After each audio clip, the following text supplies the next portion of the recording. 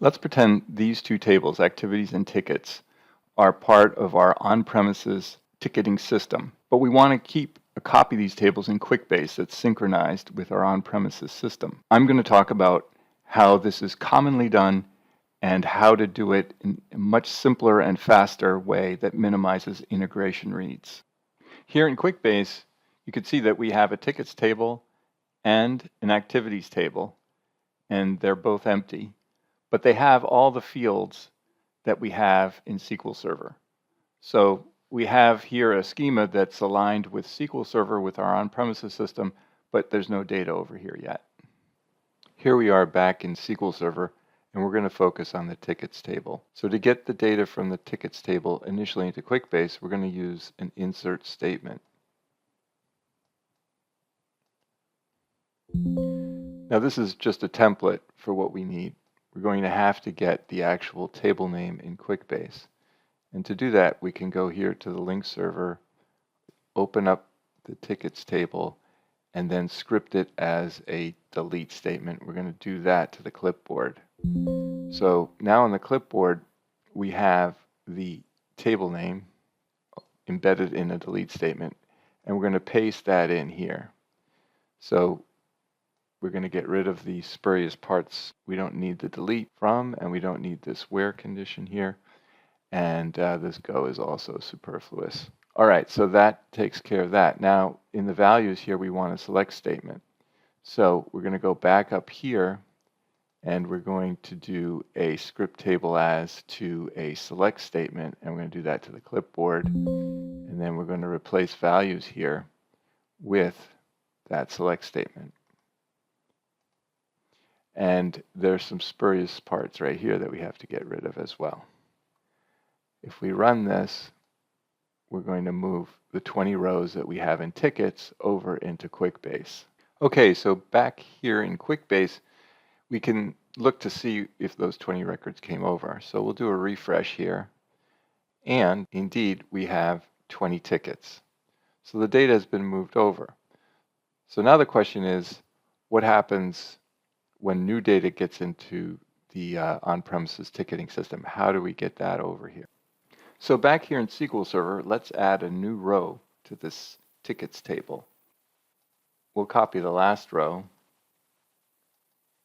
and then we'll paste it here. We're going to have to change the key field here to make this work.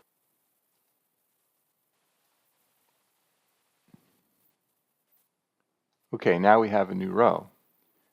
So let's go back to our insert statement and run it again. Back here in Quickbase, as you remember, we had 20 tickets before we added the new ticket and redid the insert. So let's hit the refresh here and see how many tickets we have. Oh my gosh, we've got 41. Okay, I bet you're not at all surprised. We have duplicates. So we can fix this with a where clause. Ticket ID, not in, and then we're going to use a select statement and pull in all the ticket IDs from Quickbase. We'll grab the Quickbase table name from up here, and we'll put it in here. Now we'll run this, and if we go back to Quickbase and we do a refresh, we still have only 41 tickets. The problem with this technique is that we're doing integration reads in the process of this insert statement. This select statement here in the where clause is going to pull all the records from Quickbase to see what ticket IDs are there, and then compare that to the ticket IDs here in SQL Server. So this insert statement actually incurs integration reads, and that's what we're trying to avoid. So to fix that, we can go back here to Quickbase, and let's delete all the records that we currently have. And now we'll go into the field properties, and we'll take the ticket ID field, check this property here to make it unique. Let's save. And now we'll go back to SQL Server. Now what we can do is we'll just run the insert statement all by itself without the where clause. If we execute that, it executed successfully. Now let's run it again. and it executed successfully again. If we go back to Quickbase,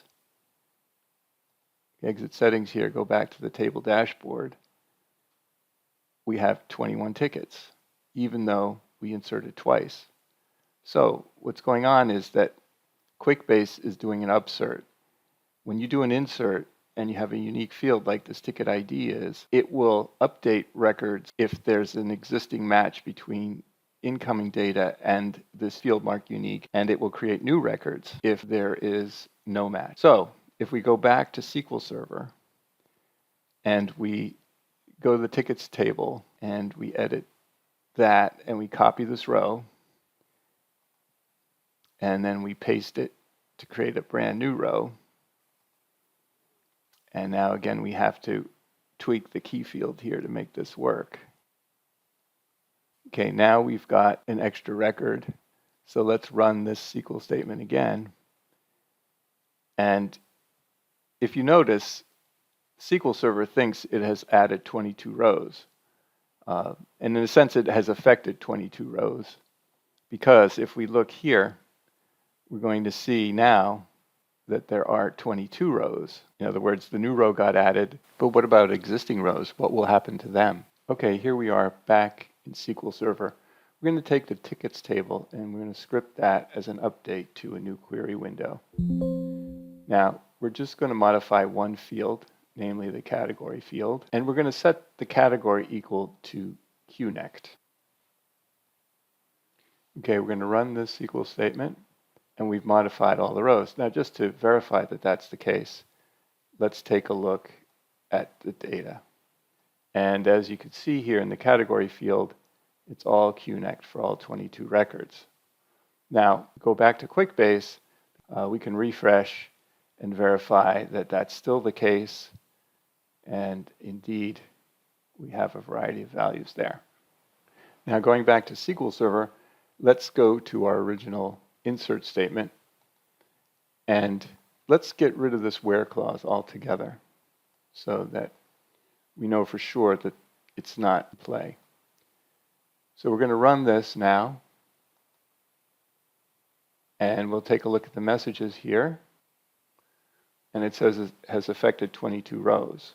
Back here in Quickbase, we can see that the category field still has a variety of values in it, but that's old information. We have to refresh to see what the current information is. And lo and behold, the category is now all QNext.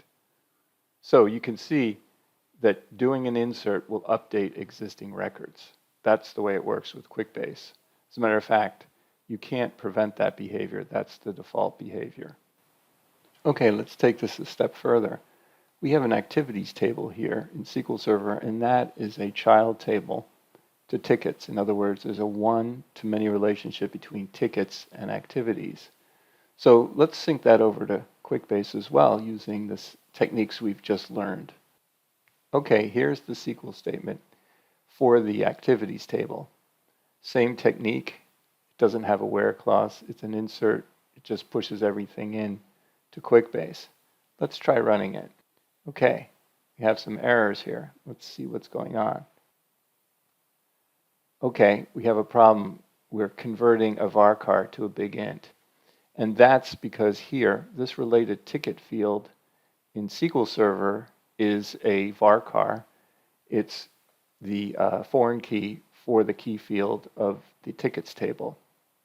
But over in Quickbase, if we look at the related field, the related ticket field, that is a numeric field.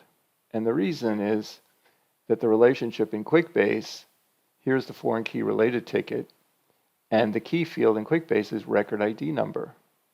It's not ticket ID. That's a problem.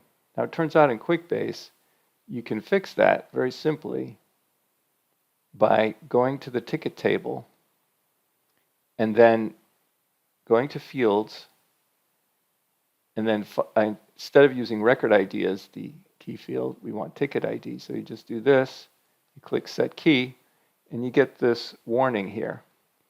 And if you read this, basically it explains what Quickbase will do to change the key field.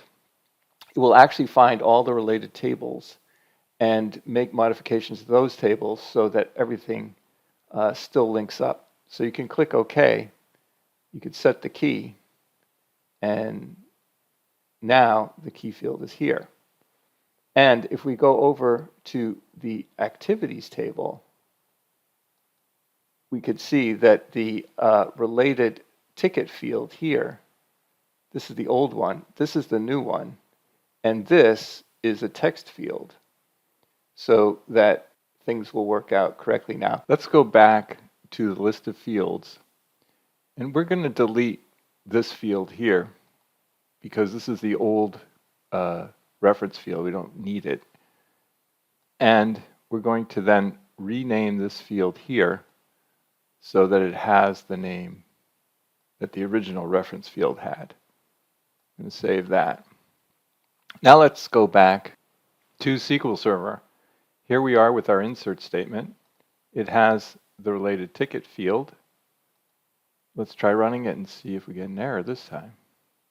Okay, query executed successfully. Before we did that insert, we had no activities here. Now, if we do a refresh, we'll see that we have 92 activities. So let's go over to the tickets table, the parent table, and we'll pick a ticket, take a look at it, and we can see that there are activities associated with it. So now everything's linking up. It's a very simple situation with just two insert statements that keep these tables synchronized. It's all made easy by the fact that the key field in the parent table is set to the key field essentially that's coming from SQL Server. That's the important point here. Your best practice is to always make sure that your Quickbase table has its key field set to be the key field from where the data is originating. So in some cases, you may want to delete records from Quickbase that have been deleted from SQL Server. Well, how do you go about doing that? Well, here's one way to do it that doesn't incur integration read. First step is to declare a variable and set it to a value of a new GUID. Now you're going to want to take that, we're going to go down here and put it at the end of our select list, and then we're going to assume that we have a new field called delete me. Back here in Quickbase, we're going to go to the fields settings, and we're going to add a new field called delete me, and it's going to be of type text. So there we go. Back here in SQL Server, we have our delete GUID variable set to a new GUID. We've got our delete me field here, and in our select statement, we have the new GUID. So let's try running that. Okay, it completed successfully. So if we go back to Quickbase and we exit out of our activity settings and we look at our dashboard, we should see we're in trouble. We're getting duplicates. We should only have 92 activities. We've got 368. Something is wrong. What we forgot to do is change the key field of the activity table from the built-in record ID field that Quickbase provides for every table that's auto-incrementing to the activity ID field here, which is a text field. Now, in order to make that change, we have to get rid of all the dupes. And the easiest way to do that is to delete all the records here in the activities table. And unfortunately, from the dashboard, you're not able to do that. But if you do a list all, you can go to these triple dots here and then click delete these records, and you can say yes, and you can delete all of them. Now, we can switch back to SQL Server, and we can rerun our insert statement a single time.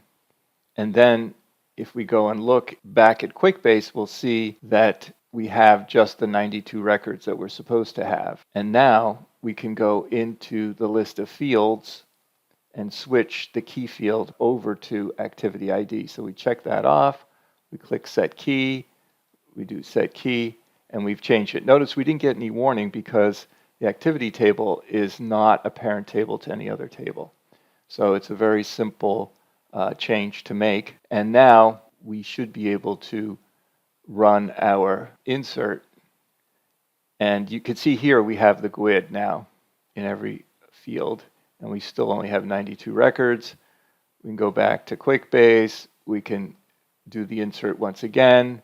We can go back to Quickbase, and then we can do a refresh here, and we still have the 92 records. We have our GUID. Now this GUID is changing each time, and that's the purpose of this field. So let's go back to SQL Server, and we'll throw a delete statement in here. So what we want to do is a delete statement. I'm going to use a open query delete statement because a 4-part name delete statement will actually incur integration reads. You can find this delete statement at the bottom of this page, or if you're watching it on YouTube, in the description. So I'll paste that delete statement right here. After running the insert and delete statement, if we go back to Quickbase and refresh, we can see that we still have our 92 records, and the GUIDs, of course, have changed.